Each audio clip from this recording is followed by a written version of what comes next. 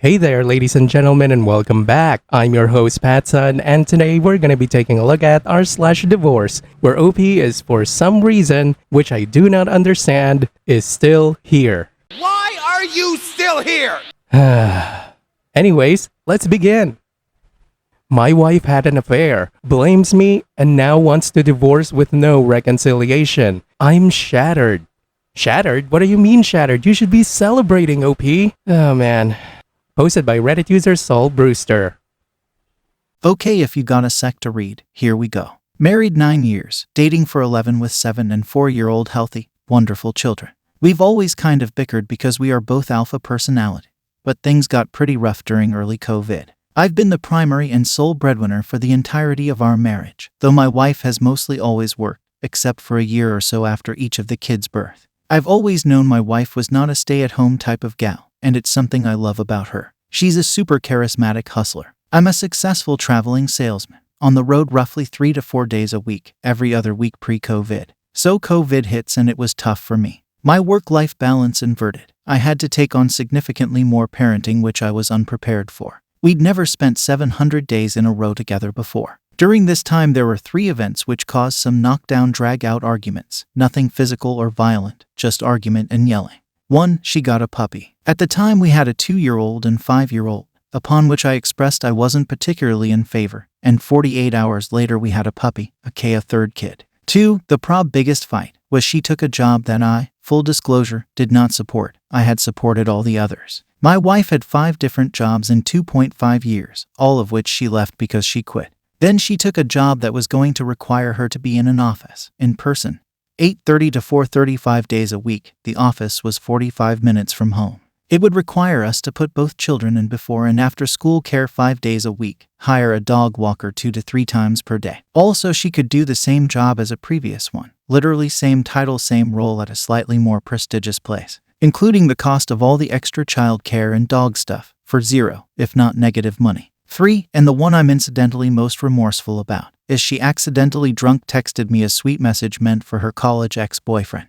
I accused her, wrongly, of having an emotional affair. The guy is a good dude, and I've hung out with him a bunch since then, and realized he's just a guy who's friends with girls more than guys. I have since doubled down on the apology and told her to feel free to text, call, and hang with him whenever. We got into some pretty gnarly shouting matches around all of these, and we both, particularly me, ended up apologizing to one another. Since then, roughly early 2021, I have done a tremendous amount of self-work, including weekly therapy, and have realized, hey, if the worst thing in the world is having a puppy, having my wife take a dumb job for negative money, thankfully we can afford it, then what am I so upset about? Ironically, that job flopped in 3 months because the boss was awful, not because of the issues above. Since then, I listened, and have course-corrected every behavior she indicated was an issue. I now do 50% of the housework, 50 to 75% of the parenting, and pay 100% of the bills. Side note, she has never paid a bill in 10 years, and puts at least $50K a year on the credit card in pure discretionary spending. Also since then, which I'm realizing is when she gave up, she has been doing everything in her power to push me away and make me say I want to separate. All the while I've been fighting my ass off for the marriage. Fast forward to August, we had another big fight where she got wasted, told me she hated me and wanted a divorce tomorrow. The next day she apologized profusely and said she didn't want a divorce, but only says that because it's the most hurtful thing. I then doubled down my efforts, pushed for couples therapy, which we unfortunately dragged our feet on. Just before Thanksgiving, she said she was going on a girls' trip, and I'll spare the details, but actually went to another man's apartment for 2 days. She had met this guy at a work event in late September. By the way, about a year ago she found a new job she loves and is crushing. She came reasonably clean and admitted she's been unhappy for a while, met someone, but didn't sleep with him and is very sorry. Since she came home though, she's been fairly unremorseful, isn't interested in reconciling at all, and wants a divorce. Look, I will admit that I have not always been as kind to my wife or appreciative as she has deserved, but in talking with friends and family, it never seemed to me like we bickered much more than anyone with 2 young kids, in the throes of life, in the middle of COVID. She would call me narcissistic, which my therapist and friends have all disagreed with, though I have learned that I do have some of those tendencies, which are also traits found in many successful business, sales people. She just continues to say, without much explanation, I'm not happy. I fell out of love. I can't do this anymore. Meanwhile, I knew we had hit a first rough spot in our marriage, but 21 days ago, I was happy. I'm realizing she's been emotionally and mentally preparing for this for 2 years, and I've had the rug pulled out from under me.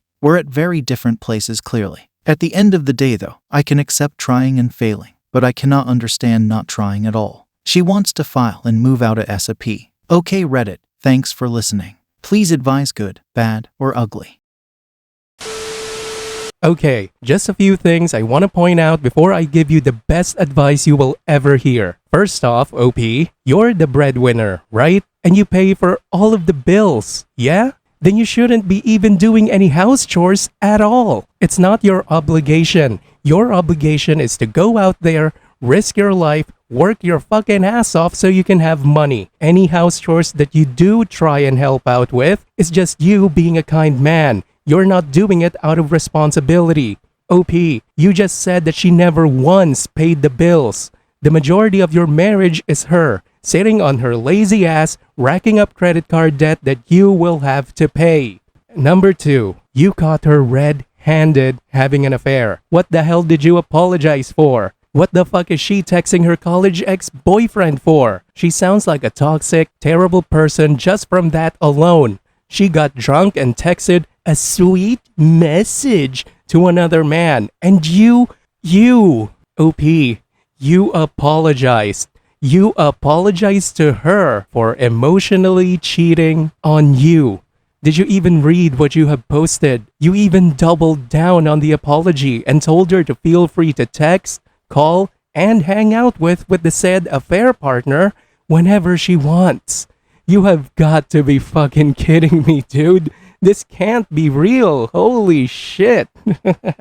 Oh man. Whew. I at least have to give credit to your wife, dude. She got you so well trained. Kudos on her.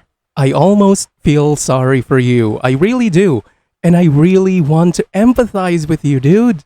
Unfortunately, it's overshadowed by all this unyielding rage! You want advice? Slap yourself hard 5 times for being an idiot. And then you need to wake up, file for divorce before the affair fog wears off. Maybe then she can fuck up your life a little bit less. Alright? Alright. Good luck, Simp. Our next story is from r/Am I the Asshole? Am I the asshole for refusing to cry in front of my girlfriend? Posted by Reddit user Ida Crybaby. I'm a 22-year-old man raised by a very traditional single dad. Among the many ideals my dad instilled into me was that crying was a sign of weakness in men. So, most of the time, my dad would reprimand me if I came to him crying. It'd range from small things, like spilling juice on my pants, to being bullied at school. He said if you're breaking down about these issues, you're never going to make it in life. I would hide my tears like an alcoholic would hide booze, and, eventually, I grew up to be the strong, silent type in school and in adulthood. If being emotional meant hurting myself or someone else, it seemed better to just not show them at all. Fast forward a few years. I have this girlfriend, Katie, that I'd been seeing for a few months. Most girls were turned off by me being so reserved, but Katie had this talent for seeing that I wasn't just mean or cold to people. I was hurting. She treated me like a decent human, so I did my best to be a gentleman to her while still staying reserved. My dad told me it was important that a man never let his own feelings keep him from protecting and being respectful to women. About a week ago, Katie called saying her mom died in the hospital due to complications from the Rona, and asked me to come to the funeral. Her body was cremated to avoid attendees getting sick. Now, I never knew what having a mom was like, so as the preacher described Katie's mom during the sermon, it sounded like everything I wished I had as a kid. Someone who was gentle and nurturing, who'd understand my feelings rather than criticize them. Someone who'd let me cry on their shoulder like I'd done for Katie many times. It was overpowering. I felt the tears coming on, and Katie looked at me in surprise. By force of habit, I didn't dare let myself cry. I took a deep breath, swallowed the lump in my throat, and just gave Katie another hug. After the service, I drove Katie home. It was pretty quiet until, out of nowhere, she went off on me. She said I cared more about looking like a macho man who didn't cry than letting her know how I felt. She said things like, "I'm sorry your dad is stuck in the Stone Age, and I've opened up to you so much, but you never do the same for me. And is your male ego really that fragile?" I just said, "Enough," or "Please stop." But she wouldn't. Normally, I'm not fazed by someone berating me. Thank you, Dad. But after a while, I couldn't take it anymore. I just let her vent at me until I stopped at her house and said, cold as ice, get out. She seemed to get the hint that I was pissed and ran in her apartment like a scared child. Now, I don't know if what I did was right anymore. It's become a habit of mine to avoid showing vulnerability, but maybe Katie has a point about having a male ego, whatever that means. Am I the asshole for refusing to cry in front of her? Look, OP, I get it. I get both sides. And I don't want to sound like a complete asshole here, but I do understand the lesson that your father is trying to impart on you. And I kind of agree with it in a way. Okay, let me explain. I personally believe that men who can't control their emotion are weak. Okay, now let me make myself clear. I'm not saying that men who show their emotions are weak. That's not what I'm saying at all. What I am saying is men who can't control their emotions, they are weak. Do you know why? Because they are dangerous. Men who can't control their anger, what happens? They become violent. They beat their wives. They beat their kids. Men who can't control their lust, what happens? They become rapists, pedophiles, and so on and so forth. They are a danger not just to themselves, but the people around them as well. Look, OP, maybe your girlfriend shouldn't have gone off on you, but I can't entirely blame her either because of the gist of the situation. Letting walls down cannot be a one-way street in a relationship. If your girlfriend lets herself be open around you, you need to put in the same effort in that regard. Look, OP, she had a terrible day because, her literal mother just died. And to top it off, she has a boyfriend that won't take steps to bring down the walls his father put up. So yeah, I don't think either of you are assholes here. Your father, though, while I do agree with the lesson he's trying to impart, I completely disagree in the way he's trying to teach it to you. So yeah, he's an ass. Now for OP's update.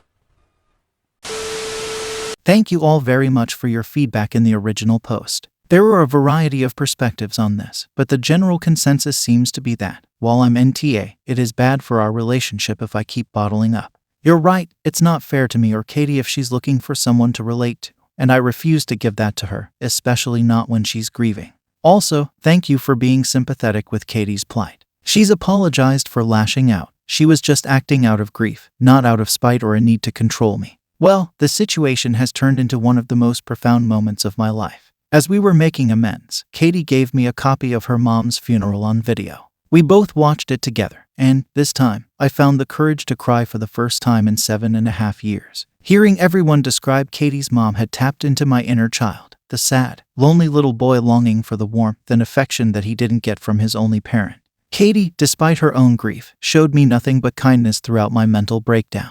All this time, I'd been seeing my own feelings as being invalid compared to hers. Katie just said, "My mom always made me feel safe whenever I was sad. Now I want to do the same for you." Bless her heart. Now, our relationship is stronger than ever. We're both looking after each other, but also seeking our own means of support to avoid being too dependent. I've finally started on my long overdue journey toward healing from my trauma and improving my mental health. I never would have reached this milestone if it weren't for the kind people of Reddit. I started from having no other outlet to having more options toward bettering myself than ever. Thank you all very much. Congratulations, OP. I know it's weird, but crying to someone you trust and letting them comfort you, it just feels so damn good. And you deserve that feeling. OP, don't forget, control your emotions. Don't act upon them immediately without thinking about it first. Do what you have to do, and then you can pour out your heart later. That is what a Giga Chat does. That is the way. This is the way. It just goes to show how strong your relationship is if you are able to be vulnerable to each other. And she made you feel safe enough to let go and be supportive enough to let you know that you can come back to that safe place again and again. OP, trust your creepy Uncle PattSun. The best relationships aren't the ones that don't have ups and downs. It's the ones that can weather the storm and come out stronger. And this, my dude, this relationship that you have, it has it. Good job, OP. You're both doing great. Viewer support is the best way for me to remain independent and continue bringing you these daily videos, which will always be here on my YouTube channel for you to watch absolutely free. So consider clicking that super thanks just below the video title, or you can use my PayPal in the description box down below. Thanks for listening, everyone. If you even somewhat enjoyed today's story, make sure to give this video a thumbs up, and if you really like it, make sure to subscribe to PattSun to never miss a future upload. Stay strong.